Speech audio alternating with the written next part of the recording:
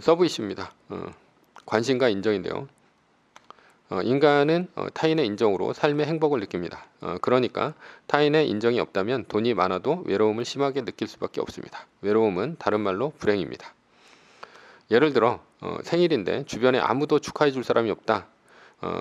그런데 돈이 많아서 한강이 보이는 비싼 아파트에서 혼자서 고급 와인을 따고 자기에게 명품을 선물하고 혼자 생일 축하 케이크를 자르면서 자른 상상을 한번 해보자는 거죠. 예, 행복할까라는 거예요. 예, 그럴 리가 없습니다. 이렇게 돈이 많아도 외로운 이유는 호모사피엔스 자체가 타인에게 인정을 받으면서 행복을 느끼도록 설계되었기 때문입니다. 그래서 아무리 돈이 많아도 주변에 칭찬해 줄 사람이 필요한 것이죠. 부자들의 행복도 크게 다르지 않습니다. 다른 부자들에게 저녁 식사를 자신의 별장으로 초대해 맛있게 음식을 먹었다는 칭찬을 받는 것에 행복이 있습니다. 그렇다면 돈이 없고 사회적인 성공도 없고 주변에 관심도 못 받는 극도로 외로운 사람들은 어떻게 할까라는 것이죠. 예, 아프다고 하거나 심지어 자살한다고 하면서 관심을 끕니다. 가족들만 보면 아프다고 하거나 헤어지자는 애인에게 자살하겠다고 하는 사람들이 이런 부류입니다. 자신에게 자해를 하면서까지 주변 사람들에게 관심을 받겠다는 의지를 내보입니다. 왜 이렇게 주변의 관심과 인정에 호모사피엔스는 목이 마를까? 그래야 호모사피엔스의 생존에 유리했기 때문입니다. 호모사피엔스는 사냥 방법은 초원에서 무리를 지어서 창을 가지고 야생동물을 사냥하는 데 있습니다. 그래서 넓은 초원을 좋아합니다.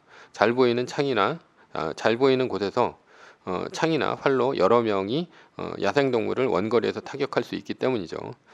그래서 초원은 인공적입니다. 정글을 불태워서 초원을 만들어서 좋은 사냥터를 만드는 것이 호모사피엔스가 쓴 불의 사용법입니다. 그런데 이런 사냥을 하려면 혼자서는 불가능합니다. 호모사피엔스는 그래서 일찍부터 무리 생활을 했습니다. 그러니 무리에서 탈락한다는 것은 생사가 걸린 극도의 스트레스죠. 테슬라의 일론 머스크는 심한 관종입니다. 돈이 많아도 사업에 성공했어도 지속적인 대중의 관심이 필요합니다. 그래서 연준이나 정부 등 제도권에서 좋아하지 않는 일도 서슴없이 합니다. 예를 들면 법인의 자금으로 비트코인을 산다거나 비트코인을 가지고 테슬라 자동차를 살 수 있도록 한다. 이런 것이죠. 그러나 동시에 대중의 관심도 끌려고 합니다.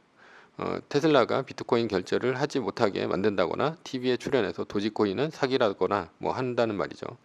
일론 머스크의 이러한 관심을 끌려는 행위는 좋은 관심이건 나쁜 관심이건 상관하지 않습니다. 일단 매번 관심을 끌어야 행복합니다. 뉴스의 중심에 있어야 그는 행복한 것이죠. 아마도 일론 머스크는 비트코인 결제에 대한 배신은 환경론자인 지인의 압박이 있지 않았을까 이렇게 생각합니다. 비트코인으로 테슬라 자동차를 살 수 있도록 하자 비트코인을 소유하고 있는 투자자에게는 인정을 받았습니다. 그러나 비트코인은 친환경적이지 않는 방법으로 캐내고 있다는 주변의 지인인 환경보호론자의 추궁을 들었음에 틀림없다고 보입니다. 월가의 거부들은 대부분 환경론자입니다. 아마존의 제프 베조스, 마이크로소프트의 빌 게이츠 등이 민주당 성향의 사람들 많습니다. 그리고 비트코인으로 테슬라 자동차에 결제를 하지 않도록 하는 결정을 내린 것이죠. 이런 사람이 지인의 비난에는 민감합니다.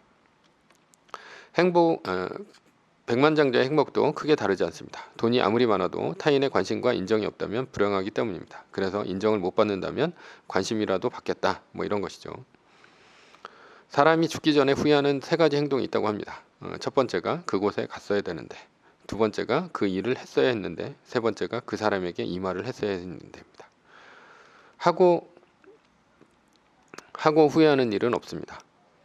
하고 나서 실패했다면 자존감을 위해서 자신의 실패를 합리화시킵니다.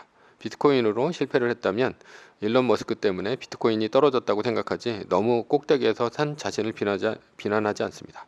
그러나 우울감에 빠진 사람은 자존감이 떨어져서 자신의 결정을 비난합니다. 그래서 투자에 실패했다고 자살합니다. 죽기 전에 후회해야 할 행동 중 3번째가 가장 가슴에 와닿습니다. 죽기 전에 누구에게 무슨 말을 할 것인가 라는 것이죠. 죽기 전에 자신이 가장 외로울 때입니다. 왜냐하면 죽음은 누구도 대신할 수 없기 때문입니다. 그때 떠올릴 사람이 누구일까 라는 것이죠. 첫사랑일까? 아닐 것입니다. 아마도 우리가 죽기 전에 가장 후회할 말은 부모님에게 살아생전 사랑한다는 말을 못한 것이 아니었을까 이렇게 생각합니다.